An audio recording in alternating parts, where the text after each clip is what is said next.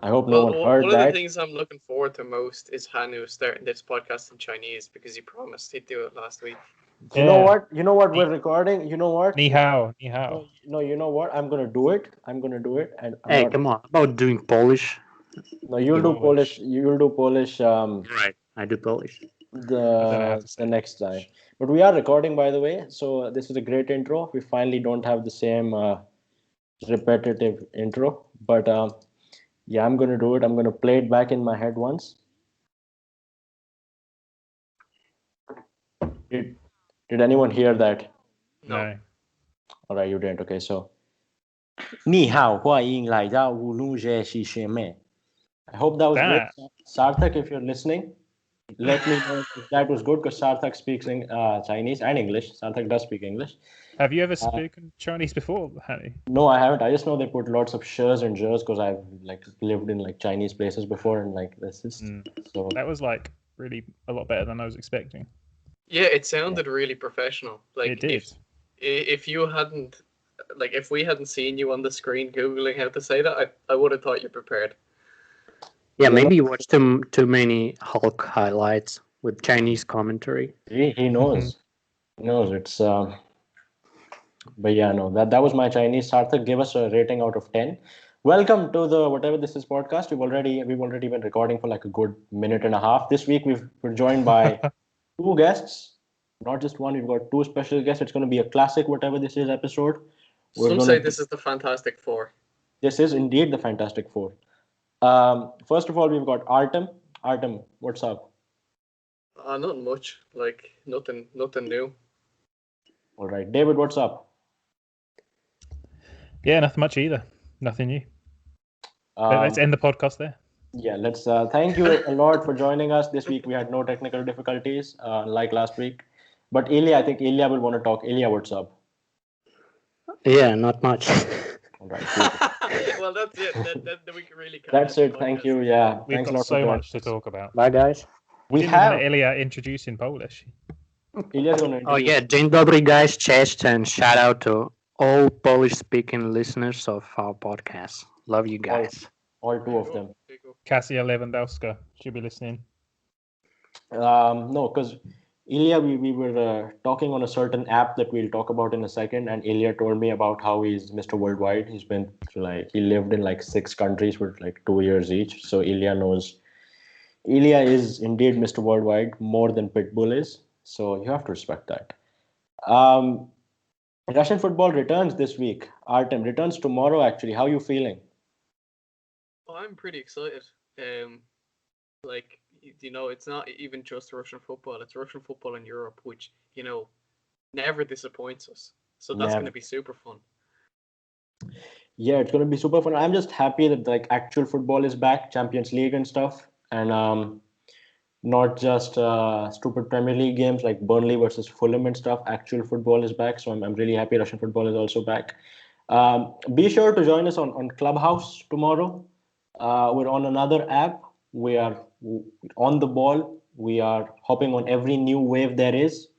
Clubhouse is basically an invite only, like it's basically public Discord, and we're going to be discussing the Krasnodar game tomorrow over there. So be sure to join us. If you need an invite and if you have like an iPhone or an iPad, be sure to hit any of us up, and I'm sure someone will sort you out with an invite. David's going to be there. Ilya's probably going to be there. Artem and I are going to be hosting, and we hope we can get some other guests on. But David, it's essentially going to be whatever this is live, and exactly. We might reference the match once every half an hour or so. Yeah, we did like a little room yesterday, and it was really fun. But because at one point the room became public, so like random Russian people were joining, and I just felt bad for them because like, what are these guys talking about? I always feel bad. But David here is very special because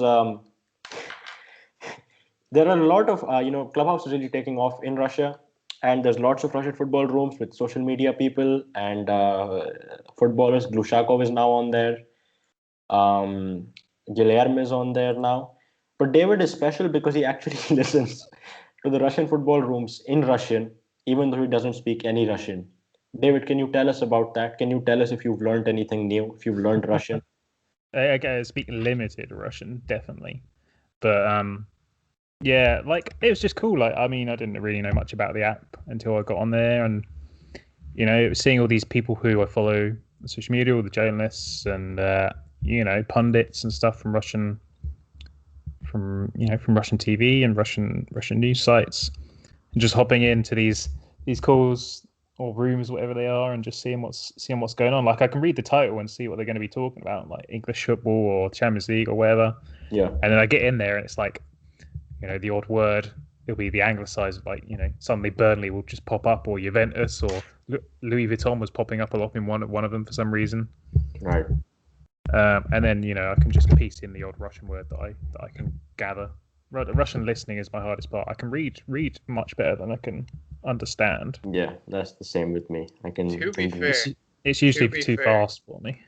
In Clubhouse, it's not like they could say it like Champions League is what they're talking about.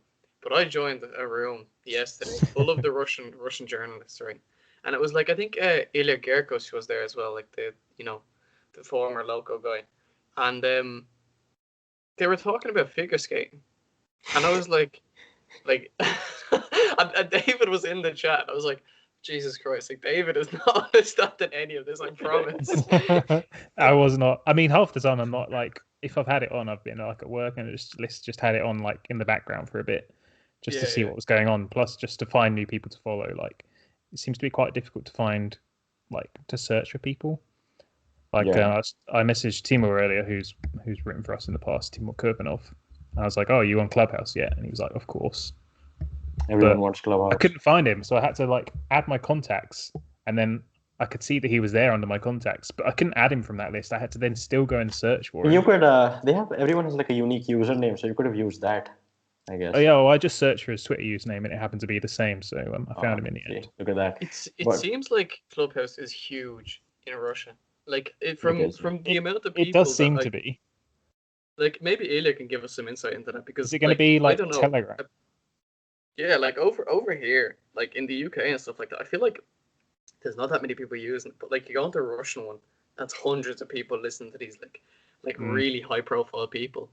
Yeah, I guess like all sports journalists are there, and I was really surprised because I didn't think that there are so many people with iPhones in Russian journalists, because like they don't get much money, definitely, but all of them have iPhones, and they like all the time they're discussing some marketing stuff and like sports, and actually figure skating. I just want to ask you, who's your favorite figure skater all the time?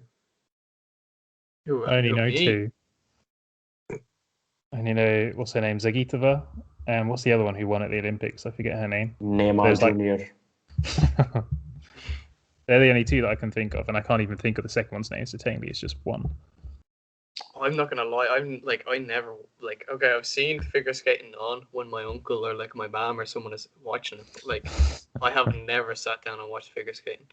And I don't want to either. Ilya, who's your favorite figure skater? And what have you thought of Clubhouse? And have you spoken on any room that wasn't our room yesterday? No, I only talk to you, man. Yes, that's our man. So no, what I'm saying is Ilya Sokolov exclusively on the RFN rooms on Clubhouse. You won't find him anywhere else. He's a celebrity and he's only available where we are. So keep an eye out for that. But no, I think the app is fun. Oh, no, sorry. I once joined a Clubhouse room. They were discussing your case singer. You got to Google him. He's like a legend because he's only 23, but he has already got some state award. I don't know how to Google him, actually. Try to write it in English. Maybe you'll find it. But he's really extremely bad, and he had like a concert with the Timbaland. They're singing "Sexy Back," I guess. Right. They were discussing it for 2 hours. That was a really interesting room, as much as a fan room.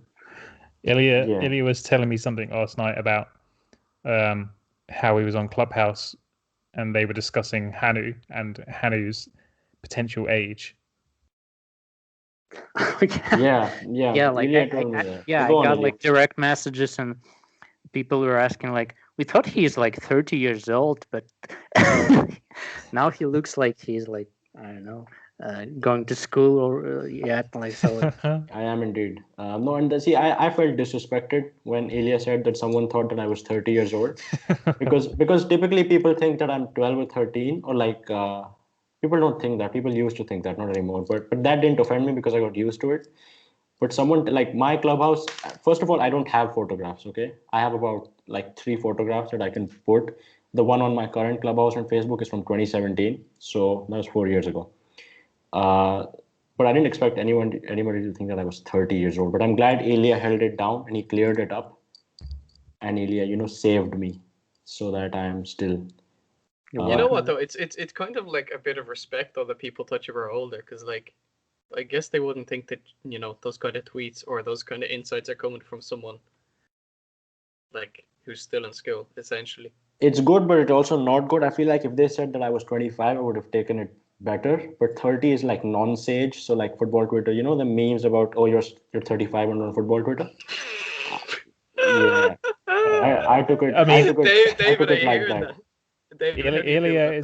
Ilya's old. I'm pretty sure older than 30, and I will be 30 in a year's time. That's not the football Twitter we're talking about. That's why I have it in my mind, because you're not far from there. So how does it feel to be close to being a nonce? No, that's not what I'm. That's not what. Stop! Don't be my ex co-host on Zip. Okay, I'm not gonna name him, but he used to take things I would say and put them out of context. I'm saying the people with names like Fiery Martial that are like 30 years old, names like that. Ilya has his real name and David has his real name. Though they're fine, right? So I thought it was that. And they have their faces on Twitter. I have Pink Panther dressed in a trench coat with the New York Yankees cap on. That's my Twitter profile picture.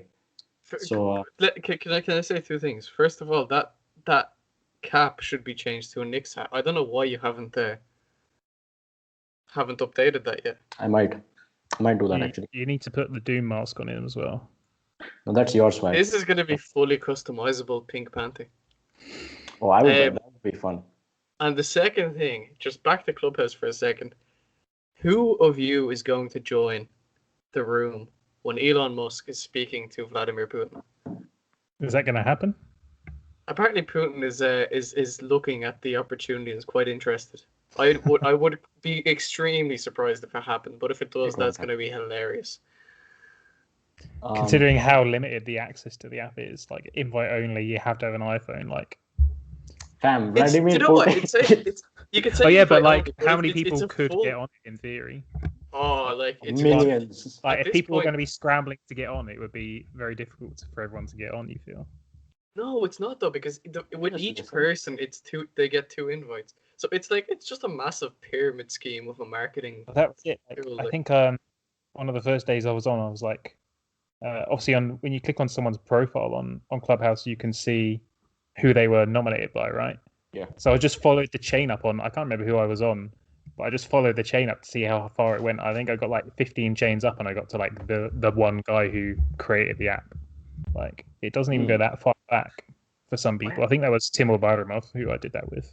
I haven't done that actually yet. Right, it's yeah, mad. That's Just imagine, like, you follow the chain back, and it's like,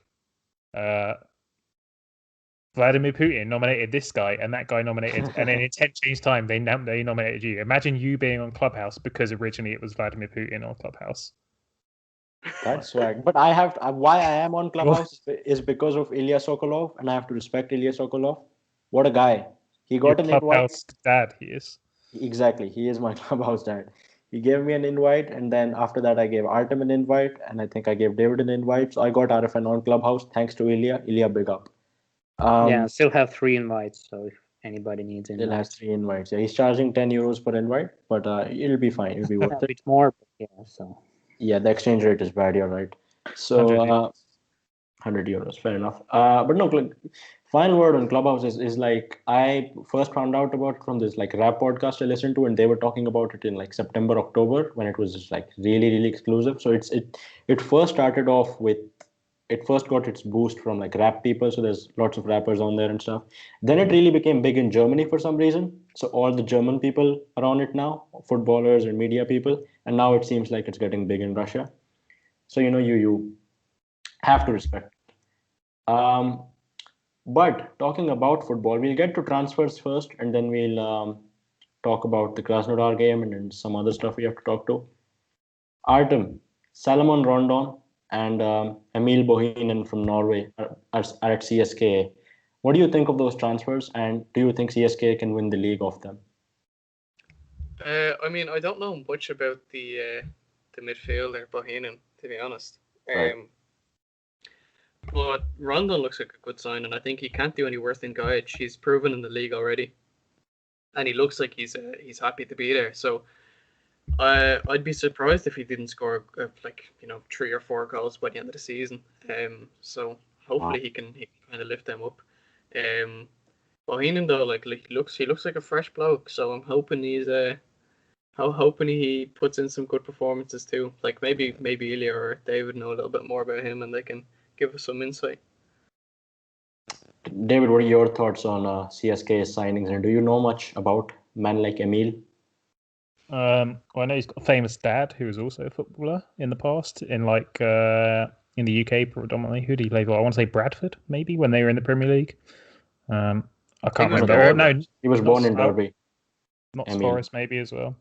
But yeah, the one guy who I follow on Twitter who predominantly follows the Norwegian league. I'm pretty sure Bohinen at 21 made a lot of the team of the seasons and stuff like that. So he obviously he's coming off the back of a very solid season by the sounds of it.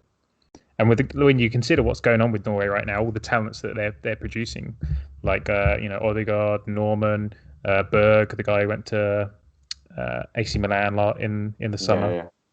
So it's like time, and I mean in real terms he's just a straight up replacement for Bistrovic. Obviously went off on loan to Turkey. They got rid of Biol in the summer, they got rid of Bistrovic this winter, and they are just they're 2 young players who presumably both those just left because they needed football on the reg.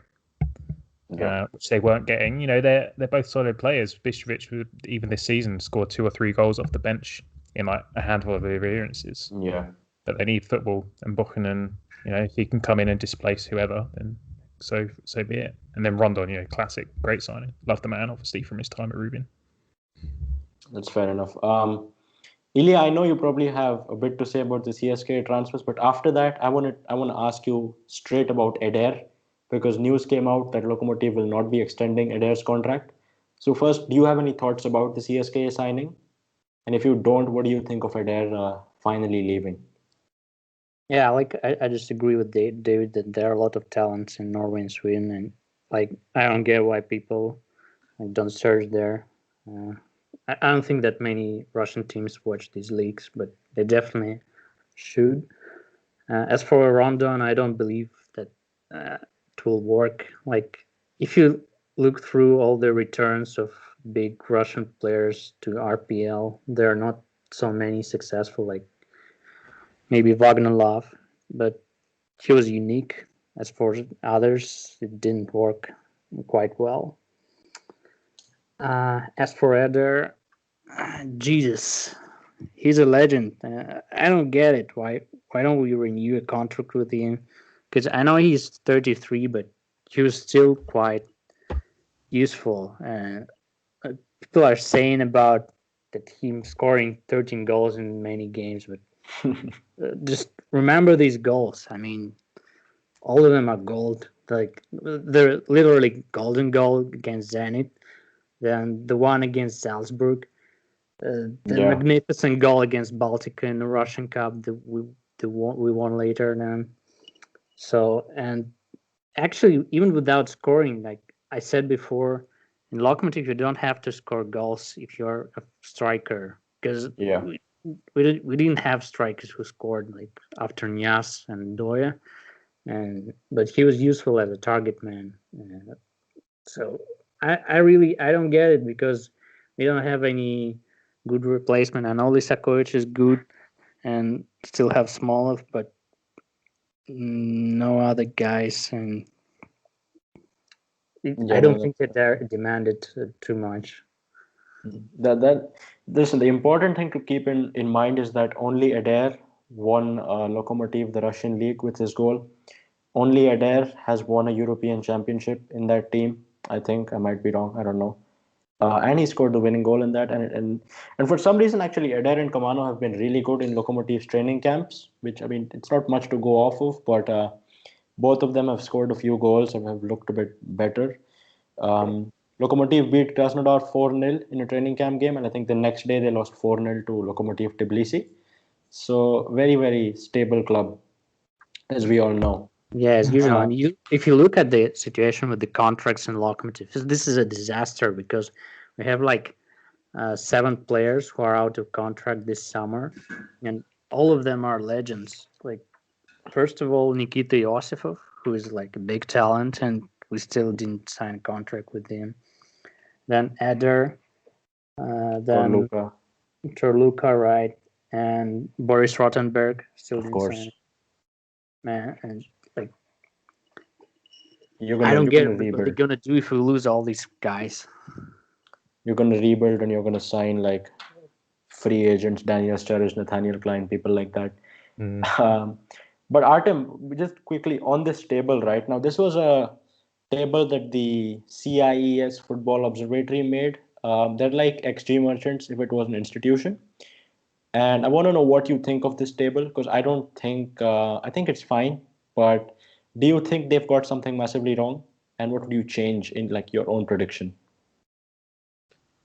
Honestly, I think that they've done a pretty good job. Like, if you look at the teams that have been doing well just in the lead up to the winter and everything, like, you know, obviously Krasnodar started the season quite badly. I still said that they'd make it into Europe, and like the last 5 games or whatever in the league, they'd actually done quite well in moving right back up the table. You know, 4th might be a little bit of a stretch for them, but like I don't see why not. Dinamo moving up to 5th, realistic. Rubin moving up, realistic. Lokomotiv staying where they are. Sochi and Rostov dropping down the table. I can't argue with any of that. Like, if this ends up being the table at the end of the season, though, like, that's going to be insane. Like, I'm not even talking like projected points. Forget it. But even if they get like this correct, it will just be mental. I do think Spartak have a decent chance of coming second, though. So maybe it's too early to write them off, but yeah, I think our podcast would have an identity crisis if it turned out to be correct, because the XG merchants will have had something correct. But I think the one thing they don't take into account is, I think they've taken into account past performances and stuff like that, but they haven't factored in the signings, which of course is impossible to factor in. But if Sparta get promise, that's a fair few points on their own. I think they've been a bit too harsh on Rostov, honestly, because there's 11 games in the season left, and they're predicting that Rostov will only get 13 points from those 11 games. And I think that's a bit too harsh, especially with the Ali Sowe guy they signed, who looks like a beast. CSK Sofia's most successful player ever, which is, so I hope he does well, and I hope Rostov do well. David, what are your thoughts on this table? I was thinking the same about Rostov. I thought it was a bit harsh on them. I think looking even lower down, Ufa was sort of doing all right towards the end of the season there. I thought you sort of fancy them to. I mean, that's probably about right considering how far adrift those teams at the bottom were. Yeah. But you sort of fancy they can maybe have a go. On Loka, I wanted just to mention on Yosifov, like, he's looked really good in the winter break. I don't know what you thought about that, Ilya, but he's like starting a lot and scoring and assisting a fair amount. And obviously he had that really decent performance in the Champions League against whoever that was, Bayern, I think, or Atletico, I can't remember. But I didn't know his contract was up, and that's classic Loco. Like, when you think back to like when they've lost, like, I'm just thinking, is this going to be another guy who ends up going to Rubin from Loco, like Zhemeladinov and Kvicha did? Like, yeah, going to ruin his career in Rubin. Right? To ruin his career, yeah, for definite. I went on his wiki to see where he was born, just out of interest. He's born in Tambov, so maybe he'll make the big jump up to Tambov from Loco next season. Yeah, that's still hilarious. The fact that Tambov were trying to get players and nobody wants to join. It'll be fun to see what sort of squad they can build together. Honestly, like, if I was Loco, I'd be sending, like, Loco have all season just filled their bench with like young players. Like, who have barely got a game, like Silyanov and Yosifov and Ageyev and these guys. If Tambov are really that desperate, just ship them out to Tambov, where they will just play anyone because they need players, and just give them some experience in the Premier League, like instead of having them sit on the bench all season.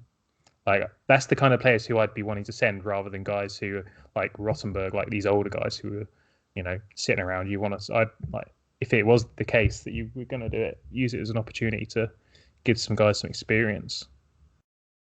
That's fair. I mean, I respect that. I don't thing with both Spartak and Logo is that on their bench there's always like 10 to 15 just fake people, just players that don't exist, just mad youngsters, 18, 19, zero depth in either of those clubs, which I think needs to change if they want to achieve anything serious.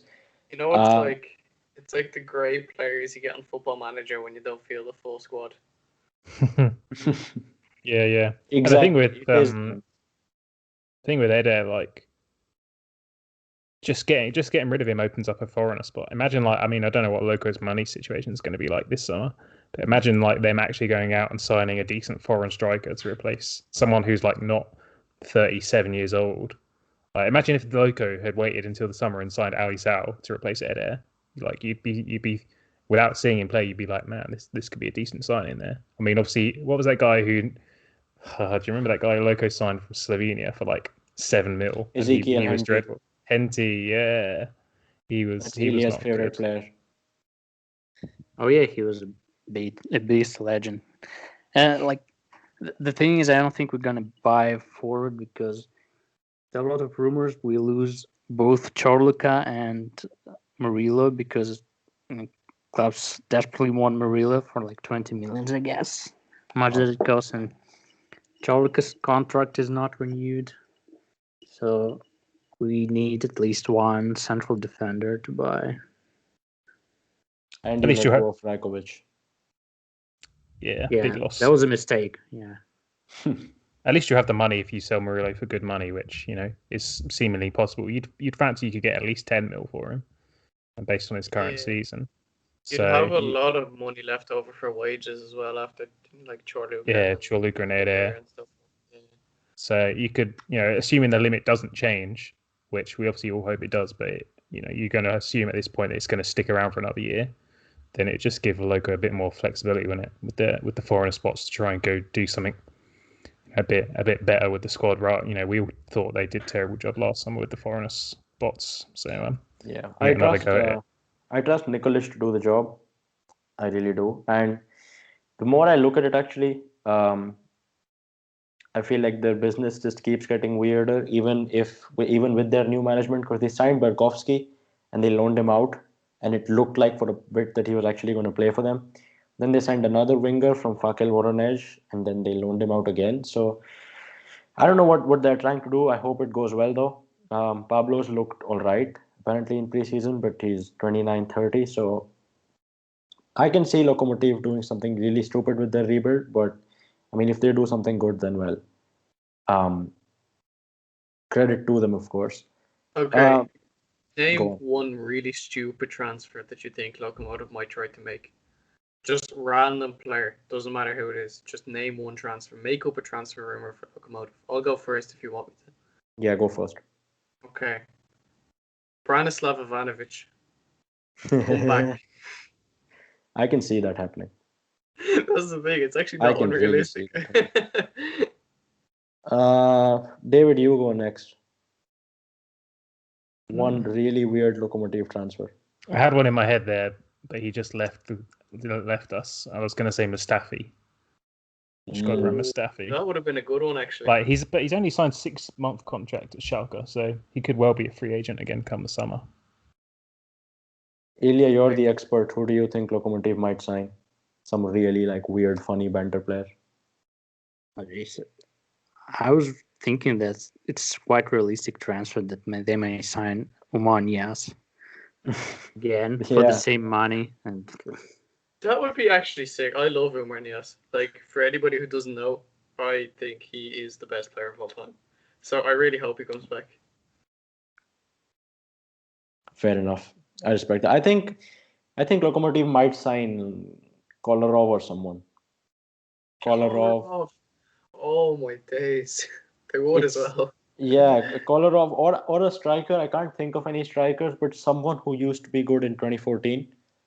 But they're Don't need a discussing striker in Mark Newcastle. Hamsik now. You know, they're Oh gonna my. sign Hamsik. Where Oh is? yeah, Marek Hamšík. They're actually going to sign Marek Hamšík.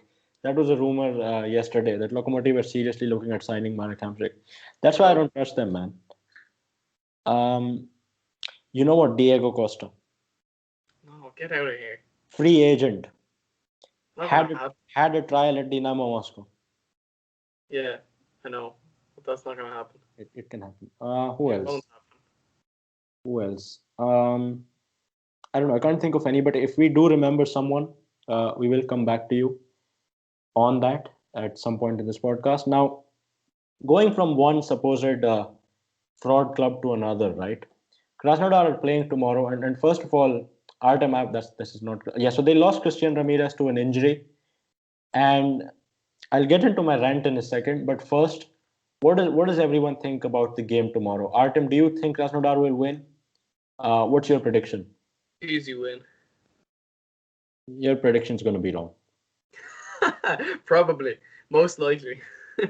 Yeah. David, what do you think? I think a tight win. I think a Tight. tight win. But I also just on Ramirez, Musayev said he's not out long term today. If that was going to be part of your rant, he said that's not true. I'll adapt my rant a little, but it'll still apply. Ilya, what do you think of tomorrow's match? Pretty sure they're gonna lose, like something like 1-3. Okay, right. I'm gonna. You know, what, let's do scorelines then, right? Ilya said 3-1 to Dynamo. I'm saying 3-1 to Krasnodar, but I'm gonna even make it more specific than that. Krasnodar are gonna go 3-0 up, and then concede consolation at the end. Yeah, you've tried your predictions in the past like that, and they've all gone terribly. Well, that's fine. Then it's just so like probably people will be listening to this after the match, and they'll be able to laugh at me. Yeah, I respect that. I can't say anything about bad predictions anyway, so No, you can't. yeah, I can't. David, what do you think the scoreline will be? I think it's just going to be based on like a 1-0 or something, just because of how good Dynamo were with defence in this group stage. Also, that stat there, number 3 in the middle, isn't promising, is it? Krasnodar have won just one of their 10 matches in the Europa League knockout phase, but that can't be true, right? Unless they literally mean this specific round, because they beat Bayer Leverkusen away. No, they didn't. They didn't win by Leverkusen. It was a 0-0 in the first leg, and then in Leverkusen it was a 1-1 draw. So Krasnodar won on away goals. Yeah, that's what that was. I thought it was just 1-0 over there for some reason. The scummiest way to win a football match. No, I think Krasnodar went to 1-0 up, and then. Oh yeah, it was just the away goal from Shapley. But no, the reason I'm saying they're going to win comfortably tomorrow, Remy Cabella is going to have the game of his life. Yeah, I don't know, but that rule needs to be scrapped. A 1-1 victory on away goals. No Safonov worries me. Yeah, so they have no Safonov. They always have some players injured. Apparently, like who is one of their defenders is apart from Ramirez is a doubt, and Krasnodar anger me, right? Because they had the entire window to sign players. We know very well that they have zero depth. They played Petrov and Ramirez on the wings in a Champions League game and had Smolnikov and Chernov at left and right back. This was the perfect time for them to either go and sign some Kazakhstanis or sign some promising Russians. They signed Goglichidze, we got excited, and they loaned him back out. And now Goglichidze could have helped them. They didn't register, so the registration window passed like 15 days ago. So even if they sign someone right now to replace Ramirez, it's not going to help because, well, the registration window is passed. So they just anger me as a club because of how weirdly slow they are in their transfer business. And I also think that them signing young players is a myth. David, who's the last young player Krasnodar signed? Andrei Ivan is the last one I can think of. Well, yeah, but that's not even their thing, is it? It's their thing isn't about signing young players. It's more about bringing the young players through. And ultimately, I think that could hamper them to a point. Obviously, if Galitsky has a big role in this team, like we suspect. But like just like Loco, they're another team who are severely hampered by the limit. I mean, we say go out and sign young Russian talents, but who are they really going to go and sign? Oh, there's It's gonna mad. I'm not going to do that. There's lots of Russian players that they can sign to at least help them in that Yeah, but have they the did. potential They to. did it No, in the no. winter, right? They signed Chernov and Yonov, not young players, obviously, but they signed them to, and all they got was stick for it. Granted, we sort of on Yonov we were saying, well, at least go for Zinkovsky. But Exactly. they've gone for the experience of Yonov, And and now Anthony Marco. Chernov's probably going to have to play Champions League football again. Exactly. I don't like it. I think they can do a lot better. Are we forgetting that Chernov had made the best block in football history? Not Russian football history, in football history. That's another true. another Can we dig at change the Ilya. topic, please, huh? What you say, Ilya? I don't like this topic about Chernov's block. Can we talk about something else? Come on. I was at that match and it was the craziest thing I've ever seen. I was about to say in our Eder conversation, Loko are the type of club who free up a foreign spot with Eder and replace it with Luka Jorjevic. That's the type of team. But no, I think Krasnodar are frauds. And what made me even angrier is the people that they had on their short list to replace Christian Ramirez. One of which was Neil Taylor from Aston Villa, who's 32-year-old and a Welsh international. And the second was the one and only Fabio Coentrao, Real Madrid legend, proper wheelchair footballer, a known chain smoker. Actually won 2 Champions Leagues with us, but he is the definition of a wheelchair footballer. He's worse than Gareth Bale. He's worse than Jack Wilshere. And I just don't know what Krasnodar are thinking really. With their policies, they're really slow in their business. They're supposed to have good scouts, but honestly, like, I don't know. I'm worried, man. But was that shortlist confirmed though? Because I find it really hard to believe that those two players were ever going to come to Russia. It was just one rumor, wasn't it? I mean, whether they still do is another question. Whether they go out to try and replace him. You fancy that if they're going to do anything, they would just recall Goglachidze, and just use him as a backup to Chernov. I hope they do that. Because obviously for Europe, it's they can't do anything. But if they deregister Ramirez, then it does give them a foreigner spot to play with for the rest of the season. But that's only if Ramirez is out for the rest of the season, which, as say today, Musayev said he's only out for a few weeks, I think. Yeah. So it might not give them anything to worry about necessarily. Only a short-term worry. Sorry, isn't Neil Taylor the guy who scored against Russia in 2016? Like the 0-3 game. Yeah. He might well have done. I think he scored against Belgium as well in the Euros, maybe. Yeah, it is. It is Ilya. Good one. That's a good one. He's a legend. He's also, I'm pretty sure he's half Indian as well, which was. Is he half Indian? Okay, well, I'm for it then. Yeah, I'm pretty sure he's half. For some reason, I think he's half Indian. Well, you know, in that oh my God, he is half Indian. No, sorry, my bad, Krasnodar. Born to a Bengali mother from India. He needs to sign. I'm sorry. Yeah, he needs to sign so that my I can't believe I forgot to true. mention that. I didn't know. I really didn't know that he's Indian because nothing about him looks Indian or his name isn't Indian either. But no, he needs to. What do you mean? Neil John Taylor is as Indian as it gets. But no, I respect that. Okay, Neil, I'm sorry. Come back if you're listening to this podcast. Come to Krasnodar. We'd be happy to have you. Yeah, now I feel bad for ranting about Krasnodar. They were going to help us by signing an Indian. But I feel like Roman Shishkin is available, isn't he? Jakov is available. Georgi Tiki. Yeah, I think he still plays for. Yeah, but is that really your suggestion? Isn't he playing for Znamia, Noginsk with all the other old guys? If they can sign Fabio Coentrao, they can sign Roman Shishkin. No, Roman Shishkin's like. And he's played for Krasnodar. He was only there last season. It felt like. Yeah. Just leave it. Just bring if they're going to do anything. Just bring back they've already signed Goglachidze. You would assume they've got squad, all legends. No? Yeah, click on the Znamia squad. Don't you go to their games sometimes, Ilya? Yeah, I wish I could go to Znamia games. I don't think they have spectators because in the Moscow region they're not allowed.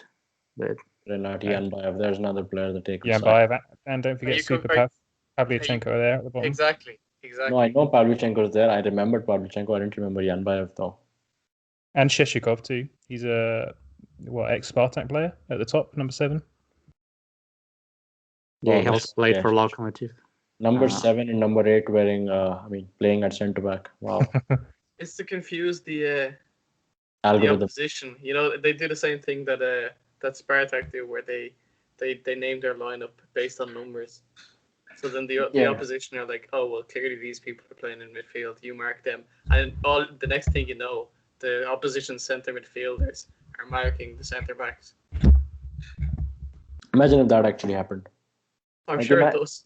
No, imagine if it was like football analysis was just outlawed and all you could go by was shirt numbers. That would be fun.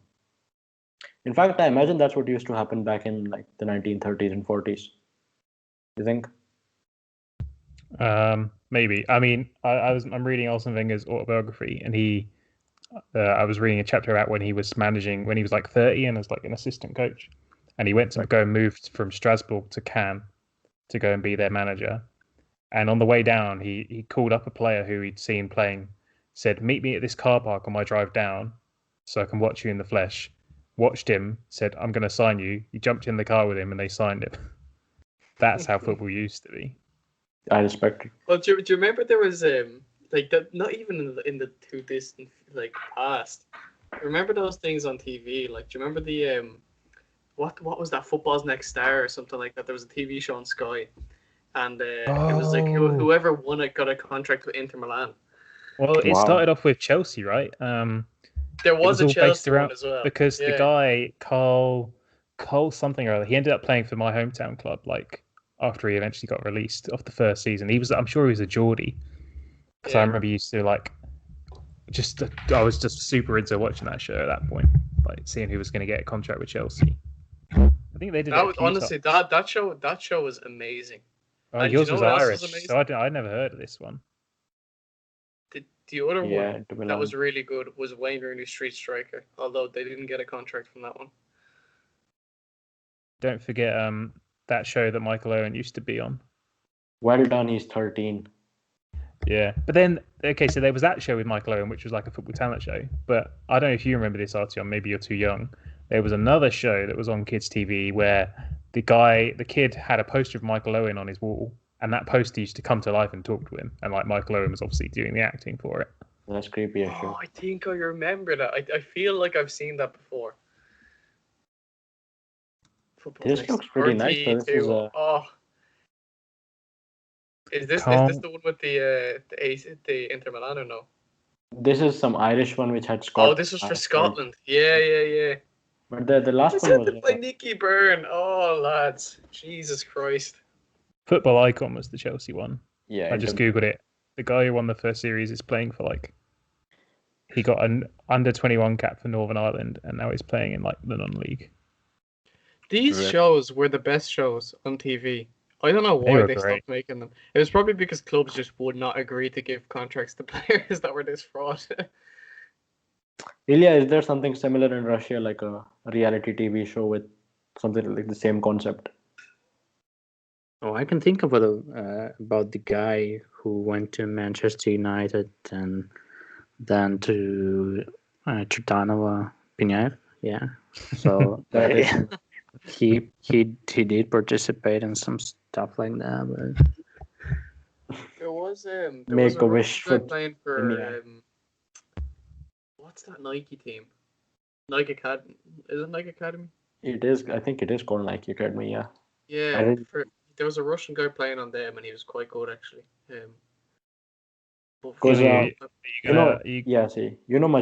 Majid Waris, ex-Spartak guy, he was in this, so that's notable participants. Tom Rogic is there as well, Australian international. Pontus Almquist.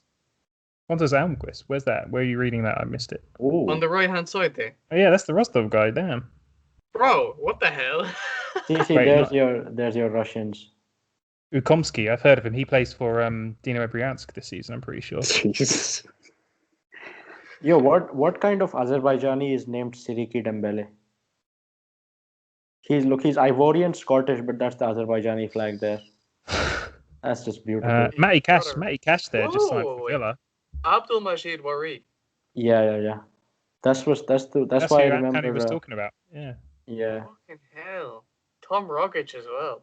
Tom Rogic is big. Yeah, he played in the World Cup. Alvin Fortes about I can't get over the fact that Almquist is there though. Yeah, let's read about Almquist actually. What's his story? Is that a story? After attending trials in Stockholm, Almquist joined the Nike. Okay, that's cool. Go back. This is going to be half the pod now. We're all just going to read this. Sorry for the people who haven't got the screen. This is boring for them. David, I've heard of David Akam there as well, who was there, Ghanaian guy. Have you seen the guy? That's mad. I've never even heard of this thing. Have you heard of the that's one? Adidas have like I think it's called Tango Squad. But like the team is fucking shit. Like I know someone who played on that team. His name is Daniel Hastrup. They're fucking managed by what's his name? Javi Alonso though. Ooh. Which is insane. Like yeah. Because no, that actually is insane because Xabi Alonso is like one of the most highly rated young coaches in the world. So that is a bit mad. But you know, Russia's my bad, David. Russia's equivalent of Xavi Simons, the 17-year-old at PSG. Yeah. The skill merchant. Russia has an equivalent, and that's that Georgian guy at Spartak, Kutateladze, who was at PSG. Then he joined Anzi. Then Anzi died, and now he's at Spartak. Have you guys seen the? This is kind of like it's kind of the same thing, but it's kind of not. That guy on Instagram, Modern Goalkeeping. Yeah, I've seen. You probably know of him, right? No. Yeah, I know of him. Yeah. David, have you heard of him? No.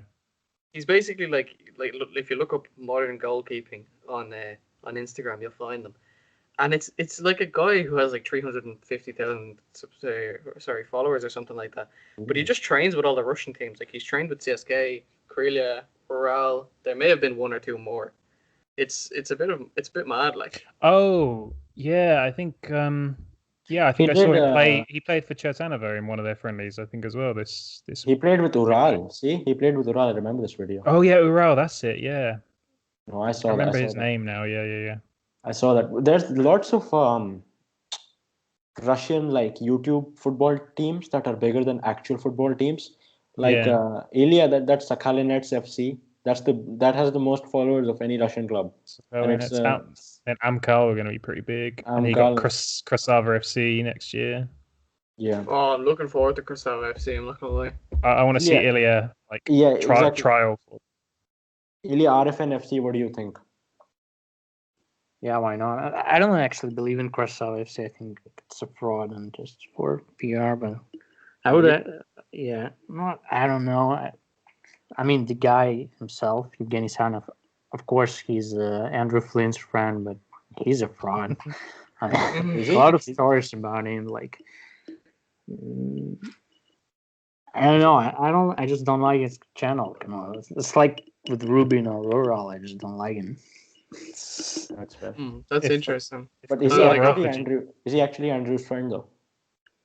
Well, he had a beak with him, so yeah. Okay, so we need to get him on the podcast then.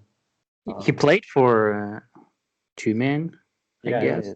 So real football. Do you like any of the football clubs, the YouTube ones? Any other channels?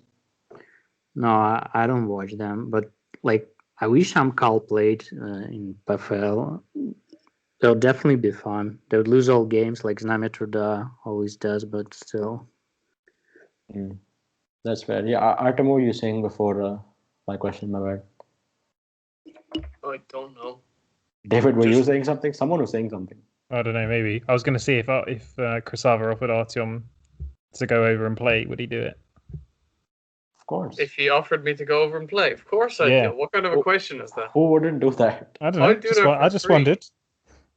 Man, imagine the PR you Russian get from that. Like, I'd do it with an Indian passport. I mean, I 100% do that because his whole thing is like I was listening to an interview with him. I think it was on. Yeah, do you know your man like Dmitry Sichov? Yeah, the striker. Yes. So he has a podcast. I think it was on that podcast. It may have been on a different one, but like basically, if Evgeny Sanov was like, right, what I want to do is make a football team full of like, because he knows so many players who have like, you know, been rejected, either been fucked over by agents or like rejected by clubs because they're like, quote unquote, not good enough. Like, he wants to make a team full of players who are in those situations and see if they can prove themselves, essentially, which I think is a really, really cool concept. Because like, you look at like this, you look at almost any Russian talent. Most of them, like most of the really good players, went through some crazy hardships. Like, you know, like they spent like years and years not being able to play for clubs or like get rejected, and then out of nowhere, one club or one manager believed in them, and now they're playing for the national team. You know, like there's more than a story that's like that.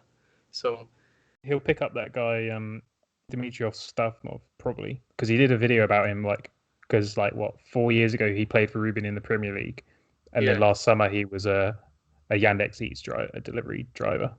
Yeah, I wouldn't be surprised, honestly. Like, I think he got signed up after that by a PFL club, but you'd imagine like he would go to Krasnodar because I didn't know he was going to do that, but you imagine that would be something like he would do, sign him up for Krasnodar. We can't support Amcal though, because Amcal have got Dmitry Yegorov and we all hate him. So I don't like. He's pretty controversial. He has some shitty opinions. I think he's entertaining enough if you take him as entertainment and not journalism. I had to unfollow him because of all the like obviously racist and homophobic stuff he was posting. He's quite dodgy. He is. He's very dodgy. See, you guys have just given us a great segue into Ilya's old article. Shout out Ilya. I don't know, this is the fourth time I've shouted Ilya out on this podcast. But Ilya basically wrote this article about what we think of different journalists and Russian football people. And David's first line is exactly that about Dmitry Igorov. Like, just what he said, he wrote over here. But Ilya, this doesn't actually include your favorite and most hated journalist. So what's your opinion? Well, I agree with most of you guys. I don't like Igorov. Like, this is so sensationalist, and he's actually sometimes homophobic and racist. As for my favorite, I like Lokomotiv. I mean, he's really the smartest guy in Russian journalism, I think. Like, he was writing before. He was like writing a lot, but now he has really good video and has a blog on YouTube. Unfortunately, he doesn't watch RPL much, but still fun to watch. Yeah, I guess Lokomotiv is my favorite, and all like guys who are writing about tactics. We mentioned some of them in the article. Others are Palagin. I guess he's writing for Sports.ru right now, and these guys are legends. It's really interesting because a lot of like the established Russian football people like Igorov and a few of like most journalists that I see on the RFN timeline and stuff, they belong to this particular school of thought, which one would call outdated. Some would call it racist, which, I mean, there's a fair case for that. Some would call it homophobic. I mean, you could call it old-fashioned. You could just call it stupid. You could call it whatever you want. But the younger people, not like us who cover the game in English, but people like even Ilya's friends, some people we follow on, some people that work in Russian football, they're really different. They identify with the things we believe in. They seem to be socially aware. Their content is great. So Ilya, why do you think that is? Do you just feel like it's a generational thing, that these established guys are from the old generation and the new generation of journalists is better socially and even through their content, or do you think it's something else? If you get what I mean. I get what you mean, but I actually can't explain what's like going on like in this sphere, because every time you go to the comment section under every article about some like racism or homophobia, like the thing happened in Istanbul, and every time they're like, most of the comments are so racist and so homophobic, and it doesn't matter like young guys or old guys, because maybe that's the problem of the sports itself. I don't think it's the only case for Russia, because Yeah, that's also there's true. like a lot of like the percentage of homophobic and racist people in like among sports fans and even sports journalism is more than in like other areas. Everyday But society. Yeah. the thing is, I hope we get like more, like we get better journalists who like explain these things, and the like the things will change for the better in Mm-hmm. sports. Artem, and even Artem, I'll come to you first, and then David, I'll ask you. Do you think that my point also applies to mainstream football? Because we've seen it as well. Like a lot of the old BT sport commentators, Richard Keys, people like that. They're also as dumb and as ignorant, and like younger guys are doing so much more, both on and like both when they're doing their content and apart from that. So, do you think it's just a cultural thing? Do you think it's an age thing? What do you think explains the gulf in ideals and the gulf in the work, you know? It's purely just a generational thing, I think. Like you look at even, you know, like pundits like say Graham Souness, just off the top of my head, you know, Yeah, like the things he says about like, oh, these players shouldn't be on social media, and like the constant agenda against Pogba, who's got a big name out there and stuff like that.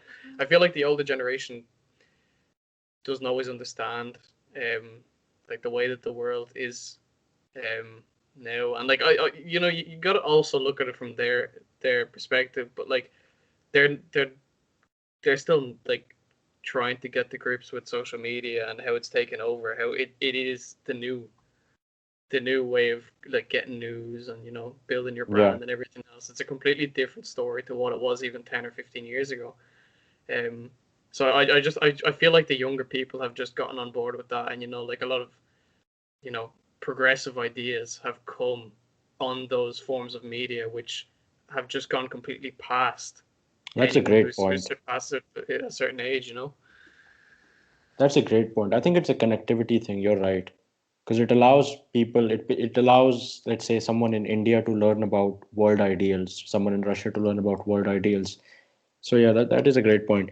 And this is going to get really existential, but do you ever worry that you'll become Graham Souness or like the boomer one day? Or do you feel like you'll be able to keep up with the times? I feel like everybody likes to say that they will keep up with the times, but like yeah, as years go on, you kind of notice things that like shit. Like I'm not really understanding. Like you look, I'm sure like David will 100% vouch for me here or something. Like like you see, like, younger people like say like even. When you went on social media when you were like 12 to 14, it's a completely different place to what it is now. You know what I mean? Like people are on TikTok and on all these crazy different social media platforms where we only had really Bebo and Facebook and you know those kind of things. They're really really shitty basic platforms, and I feel like the more things like that evolve, like it will continue to be the younger generations who are always the most progressive with technology. And like I'd love to say that I'm staying on board. Like I have TikTok, I have everything else, so I'm not falling behind just yet. But there's gonna be a time. I feel like there's always a time for everyone.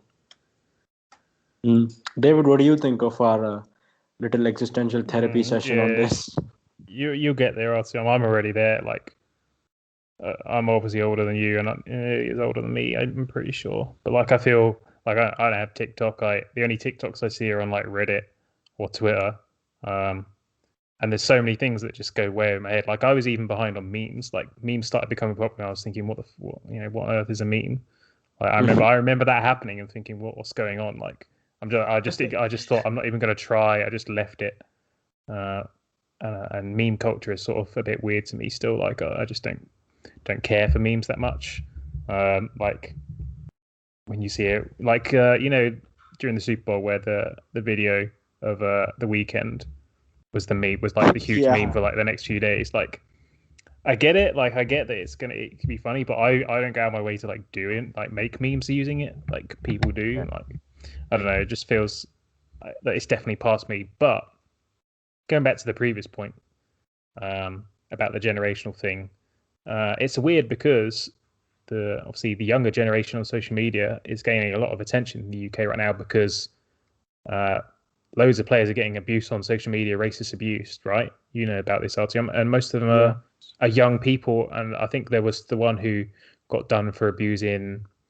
I can't even remember which player he got done. He was over in Ireland. I remember it.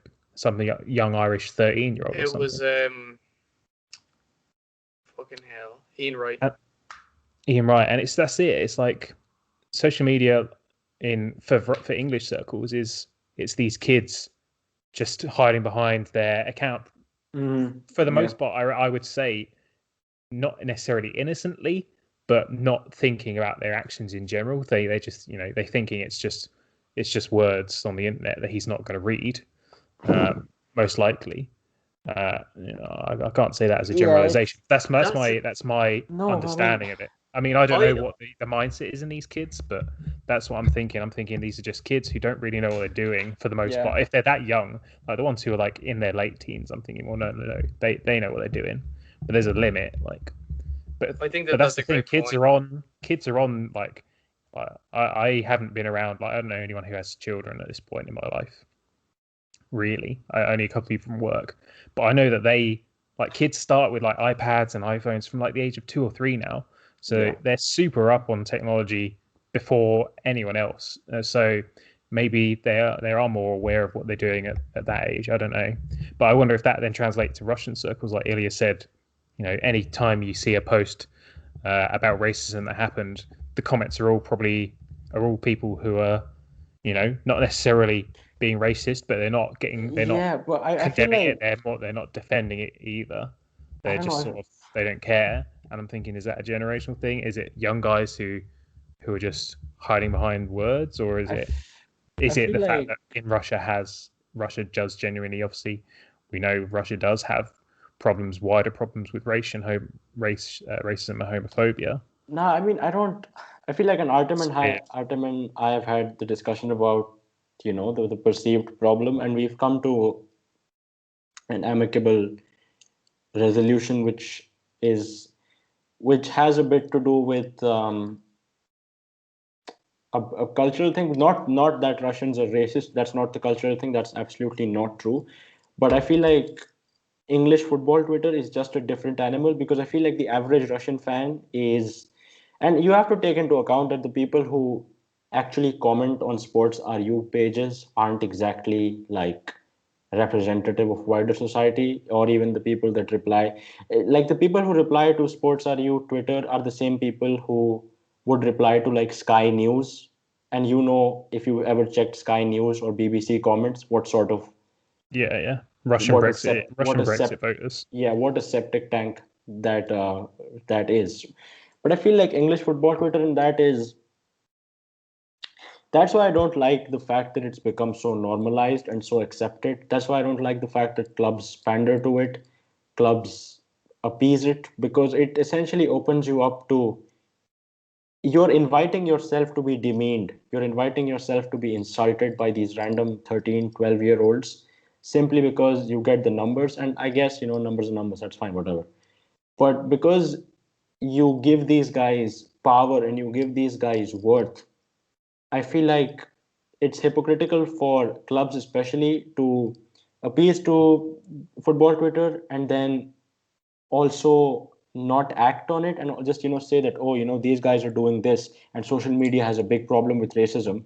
But you're appeasing the people that most of the time, the same accounts that do the FBI dolo shit, a lot of them are the same people that comment nasty things under players or whatever, because it's just a thirst for attention. So I feel like, I don't know if that's a generational thing. I don't know if it's just a football Twitter thing. I don't know if it, if as the people grow, it goes away with, as the people grow, if it goes away with them. But I don't know. Artem, what was your point when David was talking? I don't remember at this point. I'm not gonna lie.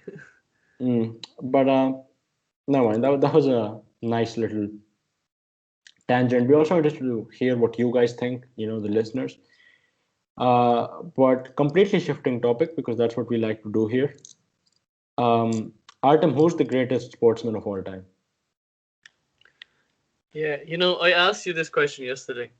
So like, unlike our two guests, I've actually had a little bit to think about it. There's a few that spring to mind, right? For me, based on all the conversations I've had about this with several people, it has to be a sport that's played internationally. So Ilya, I'm sorry, it can't be Tom Brady.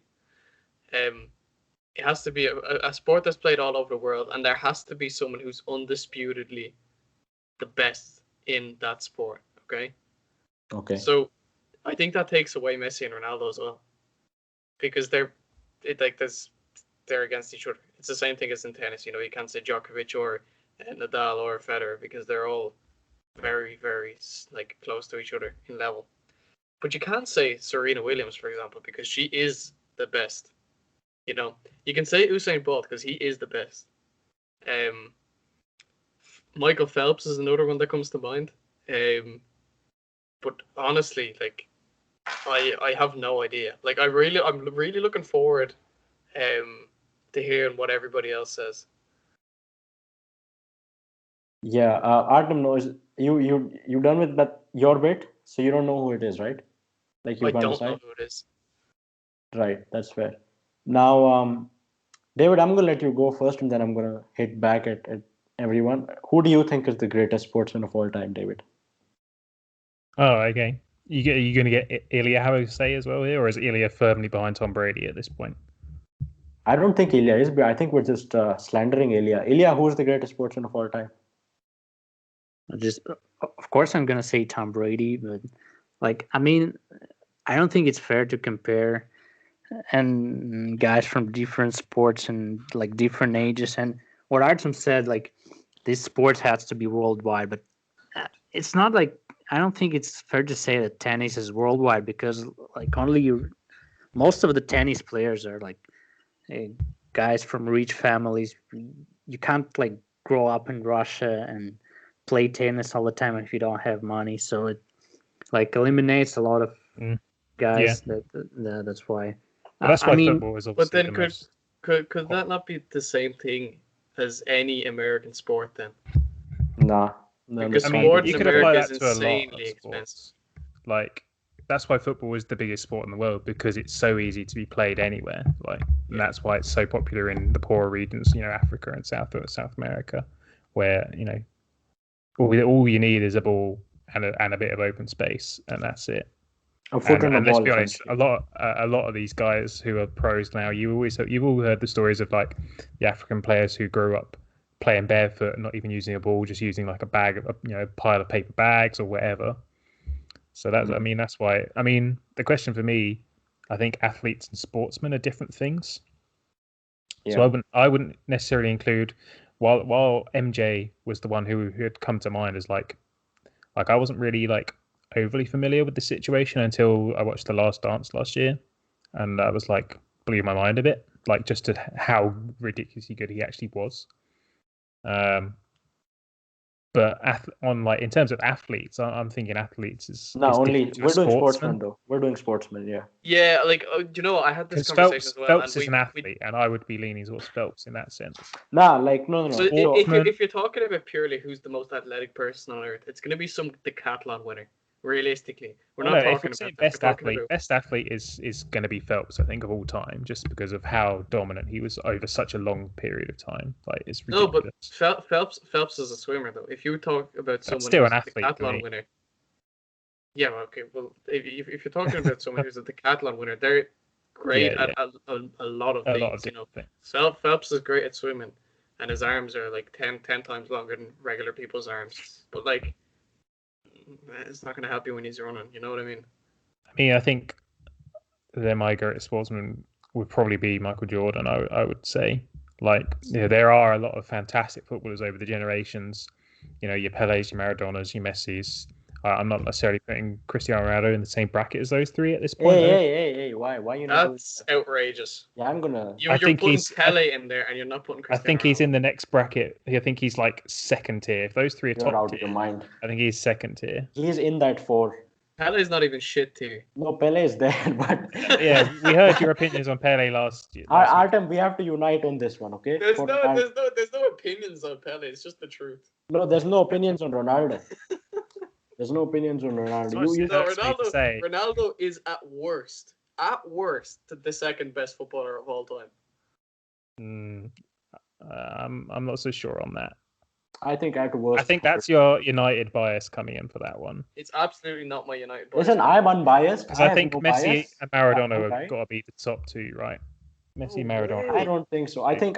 Listen, okay, hear me out, right? First of all, Artem, about Serena Williams, I think as much as she's done, I feel like if you're doing your GOAT thing, I don't think she can be there because she's the best of her generation, undoubtedly. What there have been in the past, women tennis players who've been as accomplished. I think Pele should be in the conversation but you don't, so we're not going to have that discussion again. I feel like if you include tennis, you have to include cricket because cricket is actually the second biggest sport in the world. But with football, I feel like the top four is Pele, Ronaldo. I mean, not in any order. It's Pele, Messi, Ronaldo, and Maradona. Maradona, ability-wise, probably, I'm not mad at anyone saying that he's the best player ever, but I don't think Maradona achieved as much as Ronaldo, and I don't think that actually might be really controversial. So I think Ronaldo just overall as a complete package has to be in there, and Messi obviously has to be in there. But yeah, top two, if they're the top four, then Ronaldo is fourth of those for me. Absolutely, I think Messi is number one. Pele is fourth, and it's not even close. Messi is number one. Absolutely. Pele is number one. Pele, are you? I'm actually leaving this call. This is fucking ridiculous. Hey, Ilya, what do you think of Pele? Because I'm going to fight Artem after this. But what do you think of Pele? No, Pele is a fraud, of course. I mean, yes, exactly. There you go. He's not even top 10 football players all the time. If we talk about football, the best football player is definitely Tom Brady. And I was like, come on, if you say Michael Jordan is like the GOAT, I mean, we all know that all American leagues are like about equality and stuff like that, like socialism, because like the better you play every season, the worse draft choice you get. Yeah, and the vice versa, right?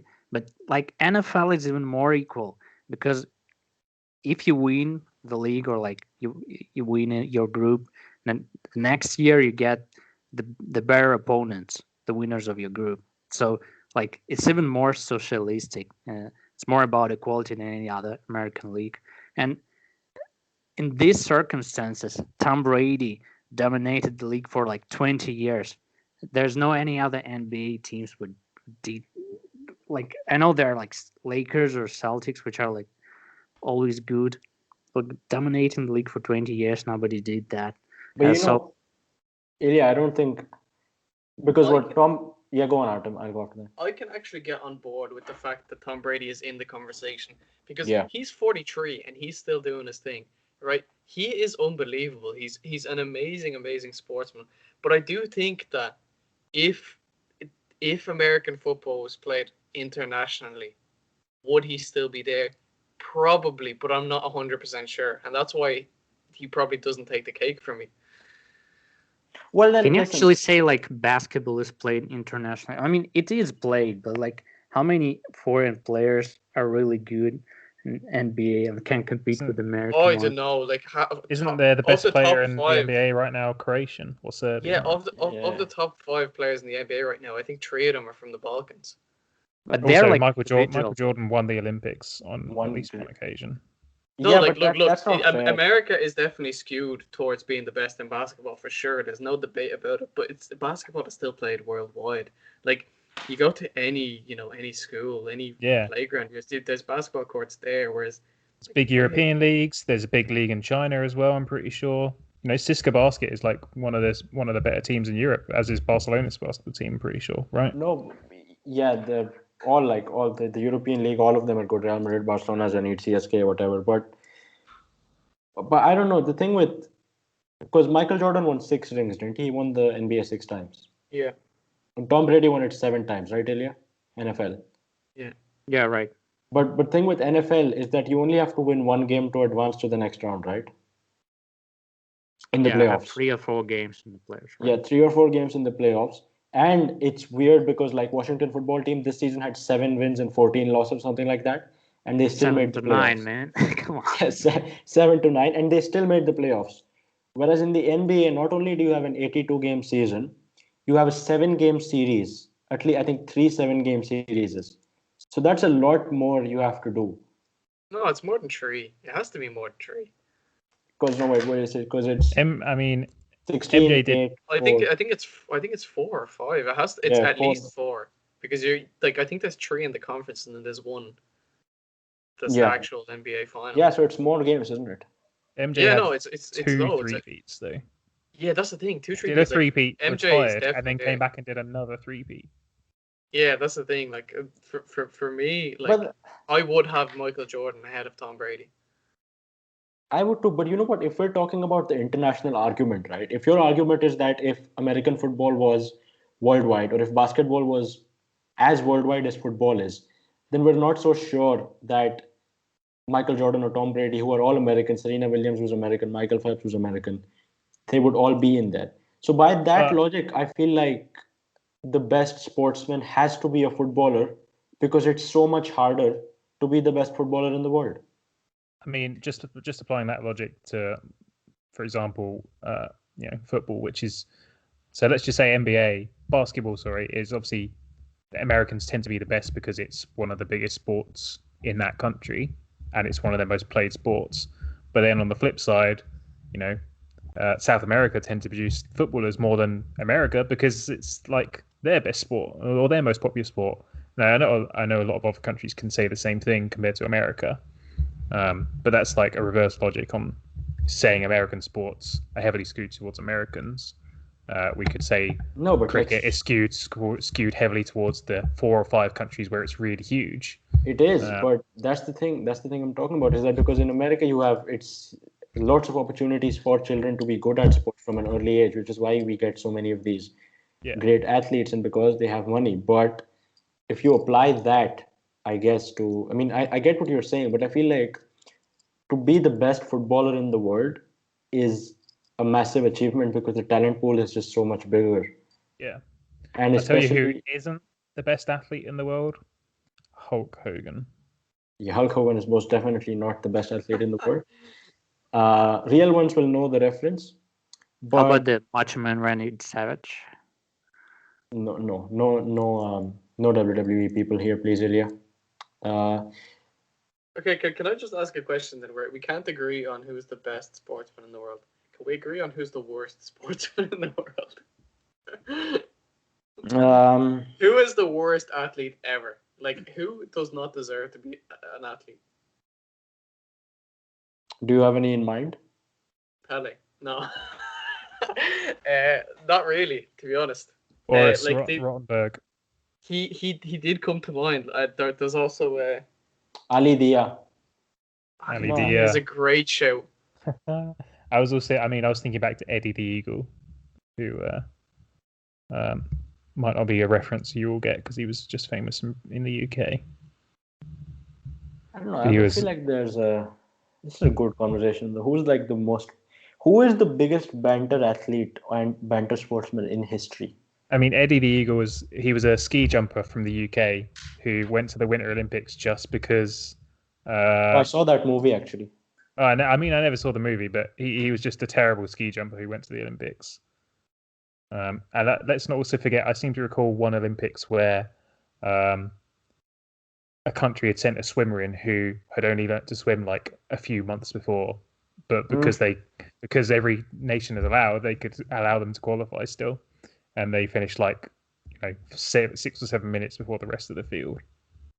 Jesus Christ! But then that's a bit harsh, I feel. What about Butterbean? Who? Local Butterbean. I don't know who that is. The boxer. But you know, well, actually, before you press, it doesn't matter. Anyway, go on to the images. Basically, I'm not gonna go. You know how in boxing it's like you're heavyweight. I guess his idea was right. There's no limit on how fat I can be in this. So I mean, you can see him there. Yeah. No, but who is the biggest banter athlete of all time? That's the question we're going to end off on. Who is the most ridiculed? Who doesn't have to be a bad, doesn't have to be a bad athlete, but someone who's just memed so much. Ilya, is there any NFL player that's just memed a lot? Well, yeah, I can think about it. I was thinking about like the biggest, I don't know, cheater in like among the Olympic winners, and for me it's Stephen Bradbury, the guy, like the skater, Australian skater, who just won because everyone else. Yes. Well, I actually saw that video because it was the anniversary of it, right? Like, or I don't know. I just saw that video on Twitter yesterday, I think, and I think I had seen it before, but that was hilarious. That was amazing. This is a nice. 2002, Hanu, were you even born? No, I wasn't. Jesus, man. But Artem, do we rate Muhammad Ali? Of course, we rate Muhammad Ali. Well, then why don't we rate Pele then? Are you mental? Listen, okay, you can't even say that Muhammad Ali didn't do. Are you mental? In bragging, okay? Muhammad Ali is the biggest bragger in sport history. He was the most self-confident man for good reason, right? Yes. And if he's for good reason, exactly. If he's allowed to do that, Pele is allowed to do that, and by that logic, Pele is the best sportsman in history. Hang on, no, because you're comparing two different things. I'm not comparing. You're talking one man who, in the middle of his career, would call people out, come up with these insane one-liners, and then prove it every single time, right? Okay, and then you're talking about Pele, who fucking 100 years after has retired, chats about, oh, I made this goalkeeper cry after scored. He lost a big bet. There was no cameras to see it, but I swear, just trust me. If that's the only reason you don't think Pele's good, though, like, what is the logic behind you not thinking Pele's good, other than the fact that he's tweeted a couple of weird stories? Like, what about his incredible record and historic winning of World Cups multiple times? I always respect and actually noticing that he's a very good footballer. I always respected Pele, okay? And then it's just this fraudery that comes around from his Twitter, and I just see. You've just it started as a meme, and now I have a burning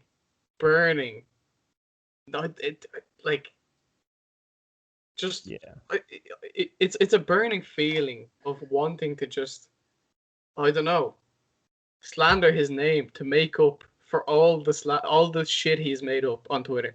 All the disappointment in you. I am. Your whole argument has been invalidated there because you're basing it off. I mean, let's be honest. Pele got slandered a lot in his career for appearing in erectile dysfunction TV adverts. So a few tweets on Twitter isn't enough. You know what? Artem would love Pele if he had been in that era, because Artem loves all these playboy footballers that spend their time drinking and doing unethical things. Pele is the king of things like that. True. Yes, you do. And actually, went to jail. No, you said you like Ivan Ignatiev because he was on cocaine, and you think he's gonna. I like Ivan Ignatiev because he was on cocaine. First of all, that's an alleged thing. It's not even been proven to be true. Yeah. Second of all, I was a fan of Ivan Ignatiev back in his youth days. He was a great player, and David used to share videos of him and Shappy ripping it up. I was a fan of his before. But you do love players like that, though. You said it on this podcast that you love players like that. I like players who are out there and who are not afraid to do shit outside of football. Yeah. So Pele is that. You wanna? Let me pull up Pele's Wikipedia. Let us just state that by no means do we believe that even Ignatiev was on cocaine. That is libel. I don't. Yeah, absolutely. Hanu is just slandering the name of a real good footballer. Unlike this fraud that's on the screen right now. No. Okay, listen. Look at the leagues that Pele played in. Who the fuck played against Santos? Come on, come at me. In Brazil, he is hailed as first of all, he helped people get out of poverty and stuff. Okay. So did Pablo Escobar. That didn't make him a great bloke. Well, I mean, if I had to make the argument, I think Pablo Escobar is probably the best at what he did. Let's just remember at the time, Hanu, at the time where he was playing for Santos, Brazil were the best team in the world and won the World Cup 3 times. So he was probably playing against some of the best players in the world. They won the And then he Intercontinental moves Cup. to a retirement league in the MLS before it was even the MLS. This fraud never went to a real league. Yeah, I'm not taking any of Artyom's arguments seriously anymore. They won the Intercontinental Cup. You know what the Intercontinental Cup is? That's a big thing. It was wait, how many goals did Pele score in all competitions? Mad goals. This alone, and you don't even take into FIFA say that he had 1281 goals in 1363 games. Oh yeah, because FIFA is such a reliable source.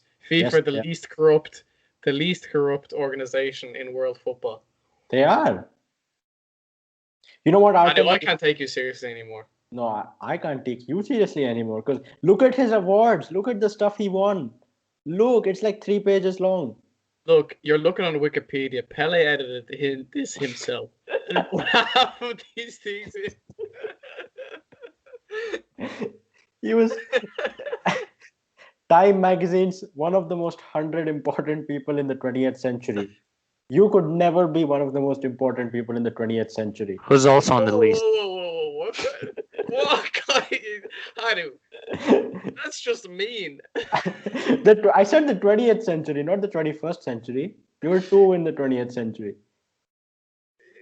They could change it retrospectively. Okay, fine. No, I do believe you can be one of the most the 21st century, but you were 2 years old in the 20th century, so no. Just on Pele, I can't believe we had this whole conversation and I didn't remember this. I have in my hands right now, and I will send you a photo after this pod. Sorry, my mic was on the floor. I have in my hands right now a program signed by Pele in 1979 to my aunt because they dated for 2 months.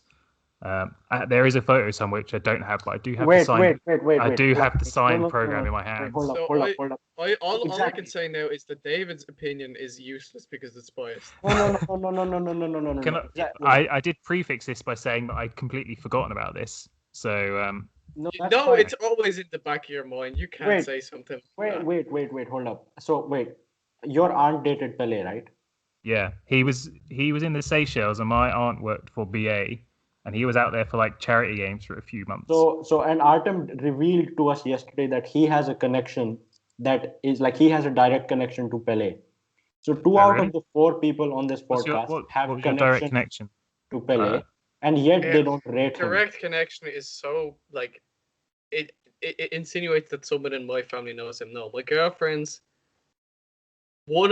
basically a family friend of one of my girlfriend's family. Is his wife? Is his ex-wife? That's big. It's like 4 people removed. Listen, I don't know 4 Indians that know Pele.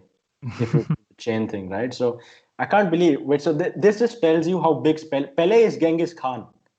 Look at that, Artem. Pele is Genghis Khan. Oh wait, Hanu, if I DM you on the RFN Twitter on this, if I DM it to RFN, will you be able to see it? Yeah. I will be. Although DM it to me on my personal Twitter and I'll do something. Yeah, don't worry about it. But look at what a god he is. Pele is known for frequently referring to himself in third person. Really? I didn't know that. What kind of person does that? Mad people. Yeah, mad people. There's a photo somewhere, but I don't have the photo. I don't know where it ended up, but I have seen it in the past. But all I've got is the program. All I'm hearing now is David's cousin is also a fraud. My aunt. That's but that's what I'm saying is, I was insinuating that Pele had a kid with your aunt, which means that's your cousin. And I have no cousins on that side of the family, unfortunately. You know what? I think I might not be able to show this on the podcast, but this will be our thumbnail for this video, David. Your Pele program. But this is lit. Ilya has sadly been. Ilya's just hearing us argue about Pele, but we've been going on for 90 minutes. Really fun episode. David, thanks for coming on. We hope you will join us tomorrow and in Clubhouse. We also hope the listeners will join us in Clubhouse tomorrow. You want to plug your Twitter? You want to plug something before we go? Yeah, sure. RFN_David is my Twitter. I like how you had to think about it for a second. I do like that. Ilya, thanks a lot for coming on. We hope you'll also be joining us on Clubhouse. Do you want to plug anything? Do you want to say something before you go? Yeah, I just want to say join us in the Clubhouse. We have like the greatest room in the app. So Exactly. Ilya will sing a song. Like Ilya will do karaoke if you guys come on Clubhouse. If we get if we have like 100 listeners, I'll sing the song. Definitely. Yeah, okay. If you have 100 listeners, I'll sing a song. Why not? Artem, will you join us on Clubhouse tomorrow? And thanks for coming on. Of course, I'm gonna be there. So anybody who wants to chat about real footballers, about real football, about real quality, join us on there. And you can also do the honors this week, because why not? Yeah. So if you haven't followed our podcast Twitter yet, please follow it. It's @Pele is a fraud. Otherwise, if you enjoyed the episode, a gold medal on Sportrex, bronze medal if you disagree with me about Pele. It's going to be all bronze. It's going to be all bronzes. That's beautiful. Like this video if you think Pele is a good footballer. Dislike it if you think Pele is a fraud. Hey, what are you doing? We don't want What? dislikes. You want to say like if you think he's a fraud. Just at least just No, discuss it in the comments. Comments. No likes and dislikes. No, I said what I said. If you, Hanu, if you think that you're gonna lose this argument, clearly you do because you're telling me to tell people to dislike if they think that Pele is a good footballer. I'm saying if Pele is a good footballer, leave a like. If Pele is not a good footballer, or if Pele is indeed a fraud, leave a dislike. And we'll see what the people decide. For real though, guys, pleasure having all of you on. I'm really looking forward to the Clubhouse tomorrow, and listeners, we'll talk to you next week if I haven't been kicked off the show. Thanks.